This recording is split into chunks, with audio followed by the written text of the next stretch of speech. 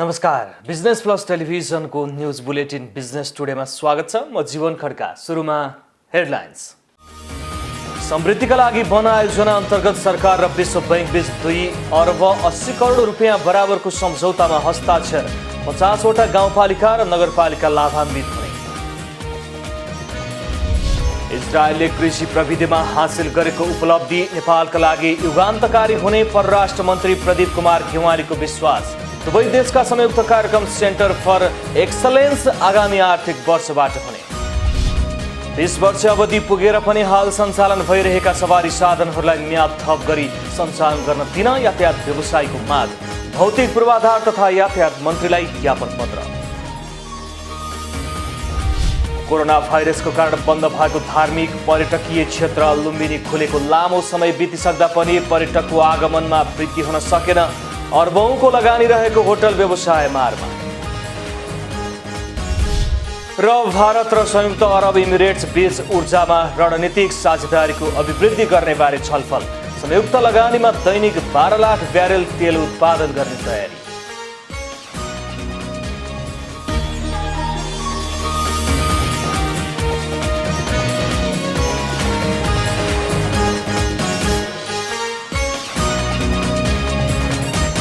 Business टुडेको सुरुमा नेपाल सरकार र विश्व बैंक बीच ऋण र अनुदान सम्झौतामा हस्ताक्षर सम्बन्धी समाचार।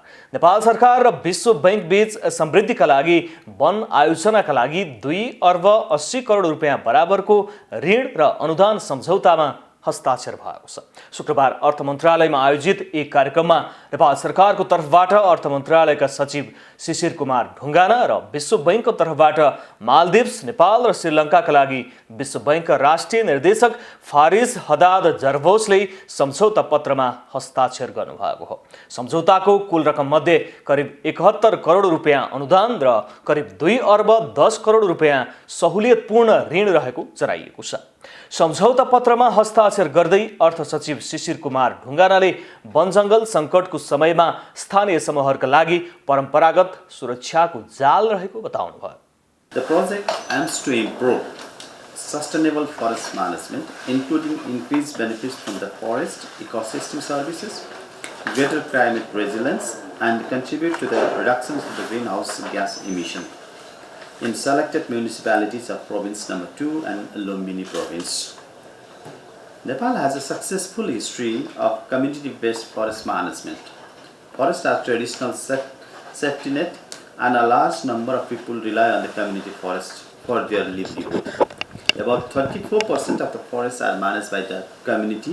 मालदिव्स, नेपाल र श्रीलङ्काका लागि विश्व बैंक राष्ट्रिय निर्देशक फारिस हदाद जर्भोसले यस आयोजनाले 50 वटा गाउँपालिका र नगरपालिकाहरूलाई सहयोग पुर्याउने बताउनुभयो। यस आयोजनाले समावेशी जलवायु कार्य तथा नेपालको तुलनात्मक लाभमा आधारित हरित आर्थिक वृद्धिका लागि सुरुवातको बिन्दु हुने उहाँको भनाइ छ।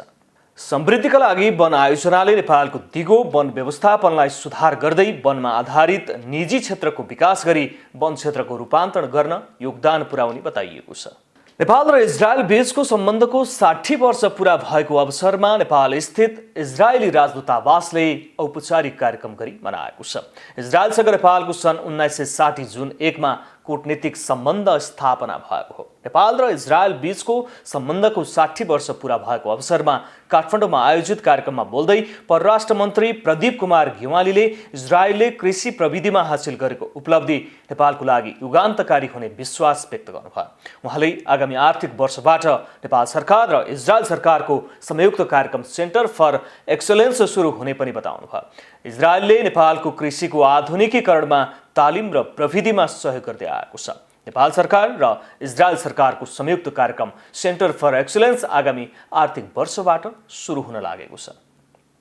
Such cooperation will support the government of Nepal's endeavor to modernize agriculture sector as well as improve productivity and strengthen capacity of human resources. Increased levels of people-to-people contacts have brought our two countries further closer. Contribution of Nepali migrant workers in Israel and Israel's tourist choice of Nepal as their preferred destination have played an important role in this regard. कार्यक्रममा बोल्दै नेपालका लागि इजरायलका राजदूत हनान गोडेरले नेपाल र Israel बीचको सम्बन्ध अरूभन्दा पृथक रहेको बताउनुभयो। नेपाल र इजरायल बीचको सम्बन्धलाई अझ सुधार गर्नुपर्ने आवश्यकता रहेको पनि उहाँको भनाइ छ। दुई देश बीचमा साझा चुनौती रहेको भन्दै उहाँले नेपाललाई जहिले पनि सहयोग गर्न तयार रहेको बताउनुभयो। Israel has no global interests in Nepal, and it is the same when we talk about Nepal's interest in Israel. Even the topic that keeps us very much apart became a major issue of cooperation between the two countries. And I talked about, you can see on the stamps, and I talked about the alliance. सन् 1960 कूटनीतिक सम्बन्ध स्थापना भए लगत्तै March 1961 इजरायलले नेपालमा आफ्नो दूतावास स्थापना गरेको थियो। अहिले लाजिमपाटमा रहेको दूतावास 60 वर्षदेखि निरन्तर एकै स्थान र घरमा छ। 1960 नेपालका तत्कालीन प्रधानमन्त्री बीपी कोइरालाले इजरायल भ्रमण गर्नुभएको थियो। इजरायल सरकारले नेपाली युवालाई कृषि, स्वास्थ्य जस्ता अत्याधुनिक प्रविधिहरूमा विश्वविद्यालय तहका उच्च शिक्षा लगायत अल्पकालीन व्यावसायिक तालिम दिइरहेको छ। यसै वर्षदेखि केयर गिभरको रूपमा कामदार लैजाने भएको छ।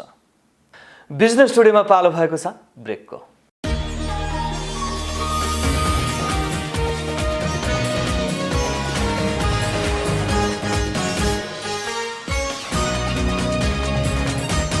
बिजनेस टुडेमा पुनः स्वागत छ। अब बाँकी समाचार। नेपाल यातायात व्यवसायी राष्ट्रिय महासंघले वैकल्पिक व्यवस्था नभएसम्मका लागि 20 वर्ष अवधि पुगेका सार्वजनिक साधनहरूलाई म्याद थप गरी सञ्चालनको अनुमति दिन माग गरेको छ। भौतिक पूर्वाधार तथा यातायात मन्त्री वसन्त कुमार नेमाङलाई ज्ञापन पत्र बुझाउँदै नेपाल यातायात व्यवसायी राष्ट्रिय महासंघले वैकल्पिक व्यवस्था नभएसम्मका लागि 20 वर्ष अवधि पुगेर पनि हाल सञ्चालन भइरहेका सवारी साधनहरूलाई म्याद थप गरी सञ्चालन गर्ने व्यवस्था गरिदिन अनुरोध गरेको हो। प्राविधिक चेक जाँचको आधारमा सञ्चालन व्यवस्था गरिदिनुपर्ने महासंघको माग रहेको छ। 20 वर्षे सवारी साधनहरू विस्थापित गरिए नयाँ सवारी साधनका लागि 100% भन्सार छुट गरिदिनुपर्ने माग रहेको पनि नेपाल यातायात व्यवसायी राष्ट्रिय महासंघका महासचिव सरोज सिटौलाले बताउनुभयो। सञ्चालन गर्ने व्यवस्थाका लागि अनुरोध गरिन्छ। 2 फलामे निश्चित आयु नहुने जति मर्मत सम्भार गर्यो त्यति नै टिकाउ हुने हुँदा उमेरको आधारमा 20 वर्ष सार्वजनिक सवारी साधन विस्थापित गर्नु उपयुक्त एवं व्यवहारिक नभएकोले 20 वर्ष सवारीका साधनलाई प्राविधिक चेक जाँचको आधारमा सञ्चालन गर्ने व्यवस्थाका लागि अनुरोध गरिन्छ। 3 कथम कदाचित 20 वर्ष सवारी साधनहरू विस्थापित गर्नु परे अवस्थामा सिर्जना भएमा विस्थापित सवारी साधनलाई स्थापित गर्दा भन्सार बिन्दु लाग्ने 100% भन्सार छुट गरी सो सवारी साधनको सट्टामा सोही प्रकृतिको सवारी साधनहरू आयात गरी सञ्चालन गर्ने दिने व्यवस्थाका लागि अनुरोध गरिन्छ। महासंघले मूल्य वृद्धिको आधारमा चैत्रको तेस्रो साताभित्र भाडा समायोजन गर्नको लागि पनि ज्ञापन पत्र बुझाएको छ। चैत्रको तेस्रो साताभित्र भाडा समायोजन नगरिए सवारी साधन नचलाउने पनि विज्ञप्तिमा उल्लेख गरिएको छ। तय गरिएको प्रत्येक आर्थिक वर्षमा गरिने भनिएको मूल्य वृद्धिको आधारमा यही चैत्र तेस्रो हप्ताभित्र अनिवार्य रूपमा भाडा समायोजन गरिदिनु हुन भई सार्वजनिक यातायात क्षेत्रमा संलग्न देशभरका यातायात व्यवसायलाई संरक्षण गरिदिनु हुन समेत माननीय मन्त्रीज्यू समक्ष सादर अनुरोध गरिन्छ। साथै उक्त समयावधिभित्र भाडा समायोजन नभएमा बाध्य भई सम्पूर्ण सार्वजनिक सवारी साधनहरू घर ग्यारेजमा थन्क्याउन बाध्य हुने बेहोरा समेत माननीय मन्त्रीज्यू समक्ष सादर अनुरोध गरिन्छ। ज्ञापन पत्र बुझ्दै मन्त्री निमाङले ज्ञापन पत्रको सम्बन्धमा यातायात व्यवस्था विभागसँग आवश्यक छलफल गर्ने प्रतिक्रिया दिनुभयो। रूपन्देहीको धार्मिक पर्यटकीय क्षेत्र लुम्बिनीमा कोरोना संक्रमणको कारण लामो समय बन्द चाहिँ रह्यो। पछिल्लो समयमा आवत जावत सहज रूपमा खुलेको लुम्बिनी क्षेत्रमा पर्यटकहरूको आवागमनमा उल्लेख्य वृद्धि हुन सकेको छैन, जसले गर्दा पर्यटन व्यवसायीहरू चिन्तित बनेका छन्। एक रिपोर्ट। कोरोना भाइरसका कारण बन्द भएको धार्मिक पर्यटकीय क्षेत्र लुम्बिनी खुलेको लामो समय बितिसक्दा समेत पर्यटकको आगमनमा उल्लेख्य वृद्धि हुन सकेको छैन। मंसिरबाट लकडाउन हटेपछि लुम्बिनीमा बिहिबारसम्म 1,41,579 जना आन्तरिक पर्यटक पुगेका छन् भने 5,748 जना भारतीय पर्यटकहरू पुगेका छन्। आन्तरिक पर्यटकहरूको संख्यामा केही वृद्धि भएको भए पनि विदेशी पर्यटकहरूको संख्या निकै कम छ।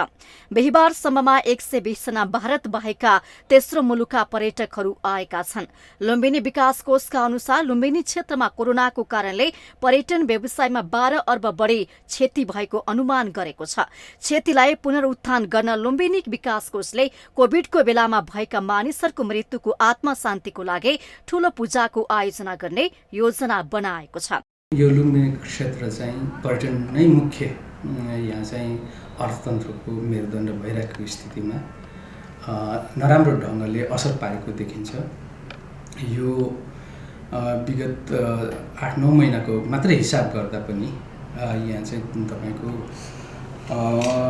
हेर्दाखेरिलाई 12 अर्ब 71 करोडभन्दा बढी क्षति चाहिँ पुगेको छ। लुम्बिनी क्षेत्रमा करिब 100 सानादेखि ठूला होटलहरू सञ्चालनमा रहेका छन्।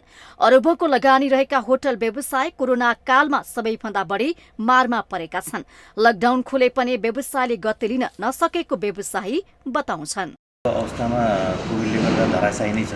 प्रमुख कारण त अब तपाईँको लुम्बिनी एकदम पर्यटकले नै चल्ने व्यवसाय भएको हुनाले यहाँ चाहिँ पर्यटक आएर नै होटल व्यवसायहरू पर्यटन व्यवसायहरू धान्ने हुने भएको हुनाले त्यसले चाहिँ अहिले धराशायी अवस्था नै छ यसको।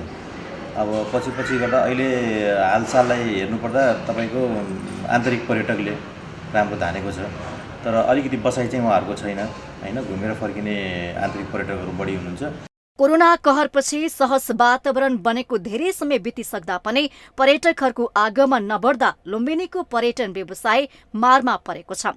स्थानीय सरकारले पर्यटन व्यवसायमा परेको मारलाई बुझी करछोड तथा विशेष योजना तयार गर्नु आवश्यक देखिन्छ। रूपन्देही सहकर्मी विमल छेत्रीको सहयोगमा जिल्ला ब्युरोको रिपोर्ट। विदेशी वस्तुका कारण डडेलधुरामा सञ्चालित स्थानीय कृषिजन्य स्वदेशी घरेलु र साना तथा मझौला मसला उद्योग सङ्कटमा परेका छन्। सरकारको नीतिका कारण तरकारी तथा नुडल्सको लागि उत्पादन हुने डडेलधुराका मसला उद्योग सङ्कटमा परेको व्यवसायीहरूले बताएका हुन्।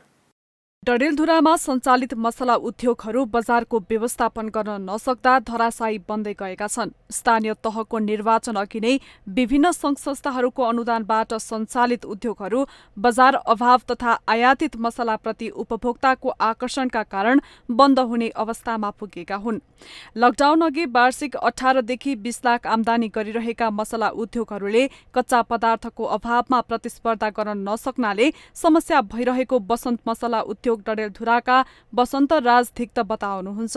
स्थानीय स्तरको माल लिन अलि गाह्रो छ, किनकि यहाँ लागत बढी हुने र हामीले अलि महँगो खरिद गर्नु पर्दाखेरि हामीले पूर्वदेखि इन्डियाबाट आउने प्याकेजिङ मालसम्म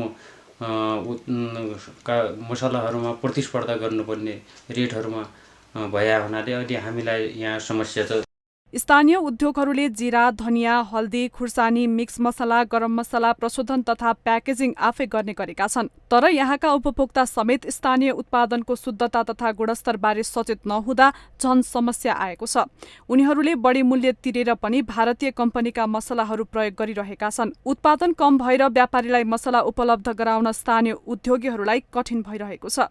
पहिलाको भन्दा धेरै कम छ सर। पहिलाको उसमा दाजुमा त अहिले धेरै नै कम छ। मान्छे पनि धेरै मान्छे बाटो धेरै मान्छे होटलमा नआउने भइसक्यो, गाउँका मान्छे पनि नआउने। पहिलाभन्दा धेरै नै उ छ। अब अलि बिस्तारै गति लिन लाग्छ। स्थानीय सरकार तथा उद्योगका क्षेत्रमा काम गर्ने सङ्घ संस्थाले उद्योगीहरूलाई अनुदानका कार्यक्रममा समेटेर अघि बढ्न पर्ने भइसकेको छ। स्थानीय उद्योगहरूलाई सङ्कटमुक्त गर्न सके मात्र पनि मुलुकको आर्थिक विकासमा टेवा पुग्ने देखिन्छ। डडेलधुरा सहकर्मी विमल जैरूको सहयोगमा जिल्ला ब्युरोको रिपोर्ट। बिजनेस टुडेमा पालो भएको छ ब्रेकको।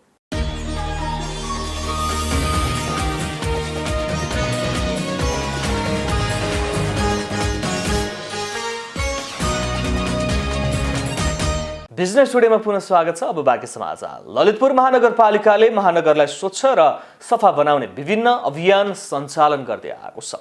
अभियान अन्तर्गत महानगरले शुक्रबारबाट महानगरभित्रका सडकका पोलहरू लगायतका ठाउँहरूमा टाँसिएका पर्चाहरू हटाउन सुरु गरेको हो। ललितपुर महानगरले स्वच्छ महानगरपालिका अन्तर्गत महानगरभित्रका विभिन्न पर्चा पम्पलेट हटाउन सुरु गरेको हो।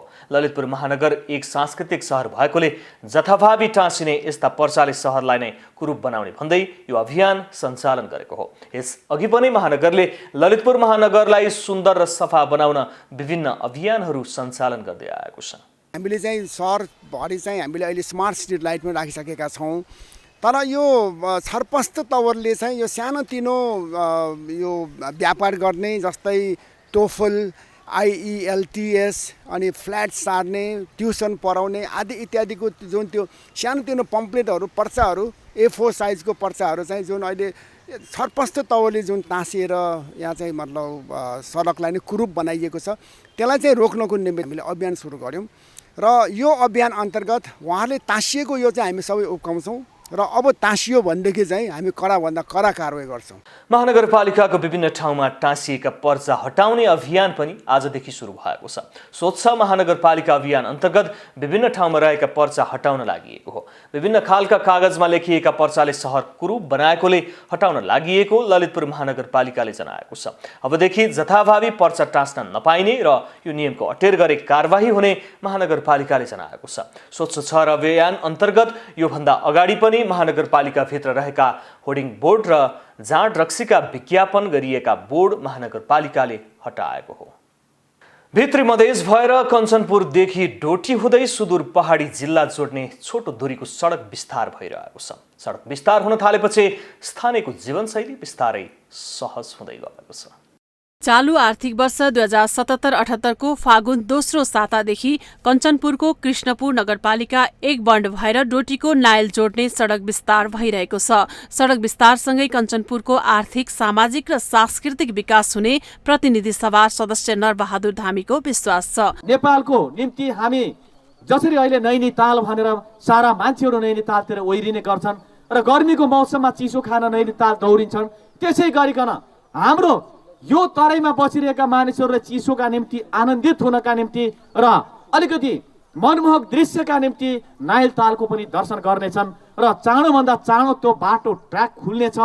आर्थिक वर्ष 2072-73 सालमा सडक डिभिजन कार्यालय महेन्द्रनगरबाट बङदोमिल्ला नायक बुडर सडक विस्तारका लागि ठेक्का भएको थियो भने सडक क्षेत्रमा पर्ने रुखको कटानी आदेश नपाएका कारण रोकिएको थियो। सडकमा पर्ने झण्डै 1466 रुख मध्ये 1378 रुख कटानीका लागि आदेश भएपछि काम अघि बढेको हो। यो सडकको भेरिएसन आदेश भइसके पश्चात यसको सुरुको ठेक्का रकम सम्झौता रकम मैले भनिहालेँ 3,02,82,512 भ्याटसहित थियो भने पछि रुखको आइटम रुख कटान मुछान बेलान छपान र घाटगद्दी समेतको आइटम थपेर यो सडकको कुल सम्झौता रकम 3,78,19,234 मूल्य अभिवृद्धि कर समेत रहेको छ र यस सडकको म्याद थप भइसके पश्चातको कार्य सम्पन्न गर्नुपर्ने मिति 2077-11-30 रहेको थियो। सडकमा पर्ने झण्डै 1466 रुख मध्ये 1378 रुख कटानीबाट 44,000 क्युफिट काठ र 36,000 क्युफिट दाउरा संकलन हुनेछ। जम्मा जम्मी 1378 वटा रुखहरूको चाहिँ हामीले नेट आयतन चाहिँ काठको 44,487.20 क्युफिट काठ निस्किन्छ भनेर हामीले हाम्रो प्राविधिक हिसाबले अनुमान गरेका छौँ भने दाउराको आयतन चाहिँ 36,074.56 क्युफिट, किन भन्दाखेरि यहाँ थुप्रै यो काठमा प्रयोग नहुने यो दाउराहरू निस्किने खालको चाहिँ रुखहरू पनि यहाँ काटिँदैछन्। उक्त सडक निर्माण योजनाको स्थानीय कृष्णपुर नगरपालिकाले समन्वयात्मक भूमिका निर्वाह गरिरहेको छ। कार्यलाई सुचारू गर्न यसमा आइपर्ने सम्पूर्ण बाधा विघ्न बाधाहरूलाई पन्छ्याउँदै हामीले यो बाटोको ट्र्याक खोल्ने हामी गौरवान्वित भएका छौँ, हामी खुसी भएका छौँ र वर्षौंदेखिको यो सपनालाई हामी साकार गर्दैछौँ र यसमा कृष्णपुरवासीहरूको, वडावासीहरूको, यहाँहरूको सबै राजनीतिक पार्टीका नेतागणहरूको, समाजसेवीहरूको र सरकार सबैको यसमा साथ सहयोग छ। निर्माण कम्पनीले समयमै काम सम्पन्न गर्ने प्रतिबद्धता व्यक्त गरेको छ। सम्झौता अनुसार 18 महिनामा काम सम्पन्न गर्नुपर्ने सम्झौता भएको थियो र त्यस वनको कटानीका आदेशका कारण हाल वन कटानी आदेश आएपछि यो कार्य आजदेखि सुरु गरियो भनौँ। अब आजका मितिदेखि अब यसको समय पनि 11:30 सम्म मात्रै म्याद थप छ। यसको अब म्याद थपको लागि निवेदन दिएको छ कम्पनीले र चाँडोमा चाँडो 5-6 महिनाभित्रमा यो ठेका सम्पन्न गर्ने कम्पनीले लक्ष्य राखेको छ। सडक विस्तारसँगै कञ्चनपुरबाट डोटीको बुडर पुग्न 1 घण्टा मात्रै लाग्नेछ भने पर्यटकीय स्थल नायलतालको समेत विकास हुने विश्वास गरिएको छ। कञ्चनपुरबाट पुष्कर भट्टको सहयोगमा जिल्ला ब्युरोको रिपोर्ट। भारत र संयुक्त अरब इमिरेट्स बीच ऊर्जा क्षेत्रमा आपसी सहयोगलाई अरू अभिवृद्धि गर्ने बारेमा छलफल भएको छ। भारतले मध्यपूर्वका राष्ट्रहरूलाई भइरहेको कच्चा तेल आयातलाई कम गर्ने प्रयास गरिरहेको बेलामा यी दुवै राष्ट्रहरूबीच ऊर्जामा रणनीतिक साझेदारीको अभिवृद्धि गर्ने बारे छलफल भएको हो। एक रिपोर्ट। भारत र संयुक्त अरब इमिरेट्स बीच ऊर्जा क्षेत्रमा सहयोग अभिवृद्धि गर्ने विषयमा उच्च स्तरीय छलफल भएको छ। दक्षिण एसियाका तेल प्रशोधन केन्द्रहरूले मध्यपूर्वबाट तेल आयात घटाउने तयारी गरिरहेको बेलामा प्रमुख तेल उत्पादक राष्ट्र संयुक्त अरब इमिरेट्स र प्रमुख तेल उपभोग गर्ने राष्ट्र भारतबीच उच्चस्तरीय छलफल भएको भारतका ऊर्जा मन्त्री धर्मेन्द्र प्रधानले बताउनु भएको छ। भारतीय ऊर्जा मन्त्रीले संयुक्त अरब इमिरेट्सका राष्ट्रिय तेल कम्पनीका कार्यकारी प्रमुख सुल्तान अल जावेरसँग ऊर्जाको क्षेत्रमा हुन सक्ने आपसी सहयोगका बारेमा विस्तृत कुराकानी गरेको बताउनु भएको छ। संयुक्त अरब इमिरेट्स भारतको प्रमुख तेल आपूर्तिकर्ता राष्ट्र हो। भारत र संयुक्त अरब इमिरेट्सले संयुक्त लगानीमा दैनिक 12 लाख ब्यारेल तेल उत्पादन गर्ने प्रशोधन केन्द्र निर्माण गर्ने योजना रहेको छ। सो केन्द्र भारतको पश्चिमी तटवर्ती क्षेत्रमा निर्माण गरिने भएको छ। गत महिना भारतलाई तेल बिक्री गर्ने राष्ट्रमध्ये संयुक्त अरब इमिरेट्स 5औं स्थानमा रहेको थियो। भारत विश्वको तेस्रो ठूलो तेल आयातकर्ता मुलुक हो। भारतका ऊर्जा मन्त्रीले द्विपक्षीय रणनीतिक साझेदारीलाई कसरी सुदृढ बनाउने भन्ने बारेमा पनि छलफल भएको बताउनु भएको छ। भारत आफ्नो आवश्यकताको 80% भन्दा बढी पेट्रोलियम पदार्थ आयातमा नै निर्भर रहेको छ, जसमध्ये धेरैजसो मध्यपूर्वबाटै आयात हुने गरेको छ। पछिल्लो समयमा भने भारत सरकारले आफ्ना तेल प्रशोधन केन्द्रहरूलाई मध्यपूर्वबाट तेल आयात कम गर्दै आयातमा विविधता अपनाउन आदेश दिएको छ। तेल उत्पादक राष्ट्रहरूको संगठन ओपेक र उसका सहयोगीहरूले अप्रिल महिनामा पनि तेलको उत्पादन नबढाउने घोषणा गरेपछि भारत सरकारले प्रतिकार स्वरूप यस्तो आदेश जारी गरेको थियो। भारतीय अर्थतन्त्र पेट्रोलियम पदार्थको हालको मूल्य वृद्धिबाट भारी रूपमा प्रभावित भएको छ। तेलको उत्पादन बढाएर मूल्यमा नियन्त्रण गर्न भारतीय ऊर्जा मन्त्रीले गरेको आग्रहमा साउदी अरेबियाका ऊर्जा मन्त्री अब्दुल अजिज सलमानले गत वर्ष तेलको मूल्य निकै कम भएको बेला खरिद गरेको तेलबाट अहिलेको आवश्यकता पूरा गर्न भारतलाई सुझाव दिएका थिए। बुलेटिनको अन्त्यमा अहिलेसम्मका हेडलाइन्स। समृद्धिका लागि वन आयोजना अन्तर्गत सरकार र विश्व बैंक बीच 2 अर्ब 80 करोड रुपियाँ बराबरको सम्झौतामा हस्ताक्षर। 50 वटा गाउँपालिका र नगरपालिका लाभान्वित हुने। इजरायलले कृषि प्रविधिमा हासिल गरेको उपलब्धि नेपालका लागि युगान्तकारी हुने परराष्ट्र मन्त्री प्रदीप कुमार घेवालीको विश्वास। दुवै देशका संयुक्त कार्यक्रम सेन्टर फर एक्सलेन्स आगामी आर्थिक वर्षबाट हुने। 20 वर्ष अवधि पुगेर पनि हाल सञ्चालन भइरहेका सवारी साधनहरूलाई म्याद थप गरी सञ्चालन गर्न दिन यातायात व्यवसायीको माग। भौतिक पूर्वाधार तथा यातायात मन्त्रीलाई ज्ञापन पत्र।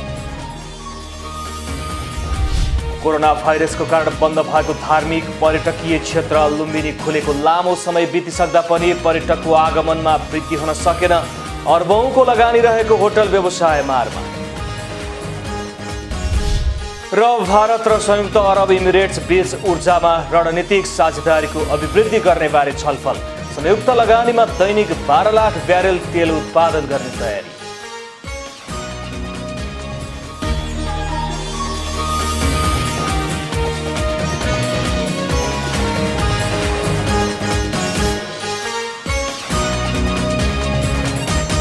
बिजनेस टुडे अहिलेलाई यति नै। हेर्दै रहनुहोला बिजनेस प्लस टेलिभिजन।